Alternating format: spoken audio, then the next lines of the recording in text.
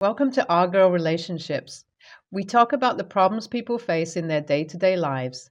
Let's start with the video. To understand the entire situation, you guys will need some context. So I will start off by explaining how the relationship between me and my brother, my mom, and my dad, and all four of us as a family was. So my brother, Jackson, 22, and I, 16, male, were always super close, even with our age difference. We were like best friends. We had a lot in common and had a really strong bond, so I always felt like I would always have my brother by my side if something ever happened. As for my parents, their relationship had always been a little rocky. Nothing out of the ordinary as far as I knew, but it always seemed like my parents had a lot to disagree on. They were really different people, so their opinions on things would often clash.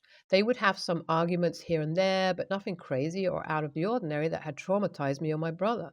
One thing that came out of this was how much closer it had brought me and my brother to each other, which is why what happened devastated me so much. It was completely out of nowhere and very much unexpected. It was when my brother left home, when he was 18, it hit me like a rock. No, it wasn't just him leaving home for undergraduate education, he just left. It was the end of high school for him. He received his diploma and he lived with us throughout his summer break. Hell, he even discussed his college and further education plans with my parents and I. I vividly remember the conversation we had where he dumbed down what being an engineer meant. He joked about how he'll make a lot of money and buy me a lot of presents and candy. Hearing that had made my parents and I laugh a lot. Unfortunately, that day never came because when it came time that he left for college, he didn't just not leave temporarily. He was just gone. We only found this out as he had stopped answering our calls and texts completely once he reached where he was supposed to. This was shocking and devastating to my parents. They tried their very best to get a hold of them. During this time, my parents' relationship had started deteriorating as well. The constant back and forth between the cops, the college my brother claimed to have left the state for, and lawyers, my parents had started blaming each other for what my brother had done. Their already bad relationship took a turn for the worse here, and they really didn't want to get divorced.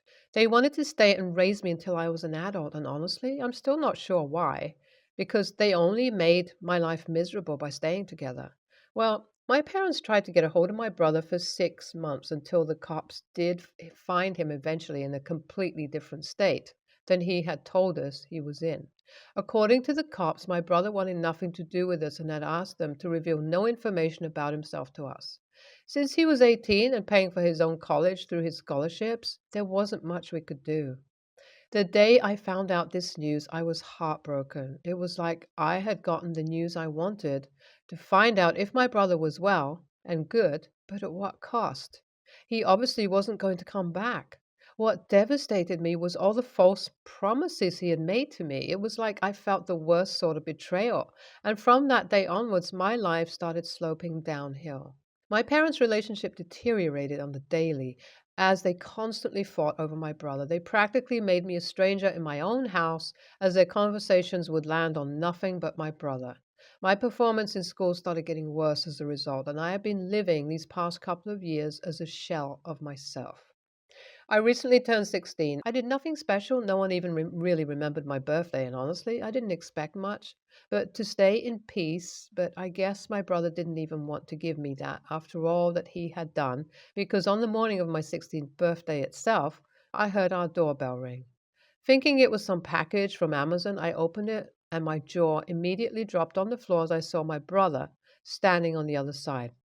It almost took me a couple of minutes to even realize it was him. I looked up and down to make sure I wasn't dreaming, but his voice gave me assurance that I actually didn't want. It was a shocker to say the least, but I let him inside the house and called my parents downstairs. My parents were just as shocked as I was to see him. Jackson stayed quiet throughout the entire ordeal because I guess he was only here to ruin my life one more time. So after grabbing some breakfast, we sat down to talk. Honestly, I had expected some sort of closure finally, the real reason why the brother, who I had trusted the most, had left me behind for God knows what reason, but he had completely different plans. Jackson handed my dad a box that was wrapped. Although it was quite weird, my dad opened it with a curious look on his face. His reaction soon changed from confusion to shock, and from shock to anger real quick, and my mother and I just kept looking at each other. Wow, is all he could mutter out as he placed the box down, and my mom and I took a look at it. What I saw next shocked me. The box was filled with pictures of my dad's best friend, James, and my mom. It also consisted of a letter that I picked up immediately and read out everything. My parents had started arguing at that point while I read the letter, and by the time I got to the end of it, my hands began shaking and tears started flowing down my cheeks. I stood there reading paragraphs after paragraphs of my brother confessing how he found my mom and James having an affair and how he had overheard them talking about how I was potentially their child. He was too scared to say anything and so decided to run away. I was dumbfounded at this discovery. I was shaking and crying at that point, and my brother just sat there numb. That is when I realized the last bit of family had broken apart. The argument went on for a while, and out of nowhere, my dad first told my brother to get out. Jackson told him that he wanted to speak more, come to a conclusion, but my dad was having none of it. He was enraged, blaming Jackson for not telling him this any time earlier, so much so that he quite literally physically kicked him out of the house. Then their argument continued for hours as I slowly crawled back into my room, and right then my mom came into my room telling me to pack up my things because apparently, according to her, it was about time that I left the house like my brother because, after all, I was the one who ruined their marriage. I started crying once again and packed up my things because, after all, she was right. I was done living there, and so I packed up my things and just left, unsure where to go. This is where I'm at currently, practically homeless, typing this while using the Wi Fi at a Starbucks, unsure where to go. I don't have any friends, particularly that would take me in. Not any relatives I'm close to, nor have a lot of money that let me rent out an apartment. What should I do here? My parents, too, refused to pick up my calls. Should I go to the cops? AITA, any advice would be much appreciated. I decided to go to the cops, and they made me list out my relatives close by. I gave them a list of a couple of the names of relatives and friends. I didn't name my brother in that list since I honestly didn't want his help, even if he came to me to offer it on his own. After everything he has done, I have no respect left for him or my family. It feels like today is the day I have become an orphan, and it hurts me even more to know that it's all happening while my family is alive and well. I haven't felt so lonely in a long while. Even though I have a roof to live in, it's like I know I'm not really wanted here. I'm currently living with my maternal aunt, who, like I said, doesn't really want me here. It's been 2 days since I've been here, and I've already overheard her speak to my mom and her other sisters on the phone about me and my brother and how we've been nothing but a burden to them. Calling this a heartbreak would be an understatement because I am literally done with my life.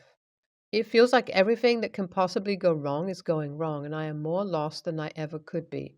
My parents currently are under investigation over my report, and I honestly don't want to return home, even if they're forced to take me in. I'm not sure if this will be my last update, but I will try my best to do so as soon as possible. I had posted on this subreddit 8 months ago, and with everything going on, quite literally forgot about this post. It is only today that I felt like I was stable enough to do anything, so I came on here to thank you all and give you all this update. Basically, after I started living with my aunt, within the first week itself, my brother tracked me down and came over to visit me. I was shocked and honestly kind of annoyed because I didn't want him to make my life any more miserable than it already was, and I told him so. He looked confused and then asked me if mom and dad hadn't told me about him coming to pick me up, when apparently, according to my mom, I threw a fit over this situation and wanted to leave the house ASAP. I was dumbfounded hearing this and immediately told him the reality. Jackson was just as shocked as me and held me in his arms before pulling out a small wrapped box from his pocket. I was immediately nervous once again because, as you all know, the last time I had opened a box, it felt like Pandora's box. But I knew I had to do so, and I did. Upon opening the box, I saw a key, and underneath that there was a note that said, "Welcome home." I was quite confused and looked at him as he explained to me how the sole purpose of him returning back was to take me into his apartment. I immediately began tearing up and hugged him super tight, instantly feeling guilty for all the resentment I had built towards him. Ever since then, we have been trying to rebuild our relationship through communication and therapy. My brother has dragged my parents to court and they are ready to give up my custody while paying some money for my expenses. Honestly, at this point, I don't even want that from such horrible people. As long as I'm kept far away from them, I'm all good. As for my brother, he finally sat me down and explained the reason why he just left instead of telling Dad everything that ever went down. He told me that he was scared of their reaction, and he was especially scared of the fact that they would kick me out of the house. So he decided to leave until he could get stable for himself and come to get me out of here. He talked about how now that he thinks about it, it was a bit of a stupid idea back then. In his 18-year-old mind, it all sounded right, and honestly, I really get it. If I were put in a similar position, I would come up with a plan similar to my brother, so I'm not really going to blame him. As long as we have each other's support once again, we're all good. And honestly, so far, I'm only seeing good things coming through, like me befriending my brother's girlfriend. It's like I now have myself a brother and a sister who care about me so much. It is truly heartwarming and refreshing, and I cannot thank you all enough for tagging along in this journey. NTA, but run to the cops. I would honestly rather get placed in the system than be with such mentally draining family. I'm so sorry things have to be this way for you, OP. The adults in your life are truly horrible. NTA, why do I have a feeling that the brother wanted to say more, but just left because of the dad? I would give the cops his contact just in case. I really hope everything turns out to be okay for you. I'm a 17-year-old female, and our school year began on Monday. Last school year, I had two friend groups, but a girl named Laurie joined the second group and bullied me. She was overly bitchy to me for no reason. Like, we would be sitting at the table, and Laurie would announce, "Oh, Matt texted me that the girl next to me was sexy." Then would turn to me and say, "Obviously, he's not talking about you, Chloe. Drop the ponytail, and maybe you won't look like a boy." Laurie would also purposely bump into me and laugh when I fell. But the one time a teacher called her out, Laurie lied it was an accident and didn't get in trouble. People in the group would laugh or join in whenever Laurie bullied me. Even this one person, who I believed was one of my best friends, told me it wasn't a big deal and to just grow up and learn to take a joke. I realized this friend group would always value Laurie more than me, so I cut them all off and only hang out with my non toxic friend group now. I would run into Laurie sometimes in the school bathrooms, but every time she would refuse to look at me and then start hysterically laughing with her friends after I got into the stall. I just learned to ignore Laurie. One Friday, I left class and was going home when I saw Laurie sitting on the steps with her face in her hands. I tried giving her as much space as possible and going up the steps without her noticing me, but then Laurie came up to me saying she needed help. Her after school tutoring place has a van to pick up kids, but today the van left without her and she forgot her phone at home, so she was freaking out. I reminded Laurie how rude she always was to me and why she was asking me for help. Laurie started saying how her parents were going to be mad at her and she's having a really hard time right now because they're divorcing. I have divorced parents myself. They split up when I was 2, so it doesn't bother me. I know divorce hurts for most kids, and I felt a little bad for Laurie, but I was mostly angry that she didn't apologize to me yet, was still expecting me to drop everything and comfort her after she treated me like trash. I told Laurie that, "Dude, I really don't care. Go to the main office and ask them for help. My parents are waiting for me." The parent thing was a lie, but I just wanted to get away. I told my dad and brother, Tom, about what happened during dinner. My dad said he was proud of me for standing up to Laurie and that I don't owe bullies anything. But Tom told me after dinner that even though Laurie was a bully, she's going through a hard time. Tom's older and the divorce had a big impact on him. And she didn't have anyone else to turn to, and telling Laurie I really don't care was a bit too mean. He said I should have been more forgiving to Laurie because we could have become real friends after it. Tom then said even if Laurie was still a bully, part of being a good person is to treat others well even if they don't reciprocate. I don't agree with Tom, but I thought about this all weekend. So, AITA? NTA, your dad is right, and your brother can kick rocks. This girl was physically abusive and honestly doesn't deserve pity. My mom has me, 16-year-old female, and my brothers Nico, 17, and Shay, 18, with our dad. He died on my fifth birthday really suddenly. Mom was young and had the three of us, and she ended up meeting our stepdad less than a year later. I think it was about 2 years after my dad died that she introduced him to us as her boyfriend, and they married fast after that. At the time, mom and my stepdad wanted him to adopt us and to change our last names to his so we could be a legal family and share a family name. We had said no, but they went through the process for the adoption. And when it came time for court, the judge took us aside and we spoke to him and expressed that we did not want to be adopted or to have our last name changed. It's not something I remember the best because at the time I was really upset, but the end result was the judge turned down the adoption request and the change of name request.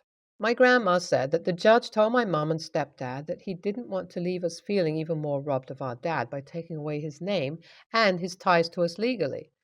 After all that, my stepdad tried so hard to get us to start calling him dad. He always called us his kids, his daughters, sons, etc.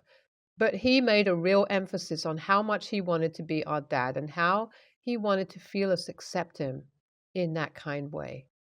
Mom would sit and tell us how we were blessed to have two dads, one in heaven who looked down on us and one who was with us on earth and could raise us and be the parent we needed. She said it would be such a positive thing to embrace him as our dad. My brothers and I never did call him dad. Mom had more kids with our stepdad and they called him dad, but it was always a problem that we didn't. My oldest brother graduated last year and he moved out soon after. He graduated early and there were some things that went down which resulted in mom and stepdad bringing Nico and me to therapy with them.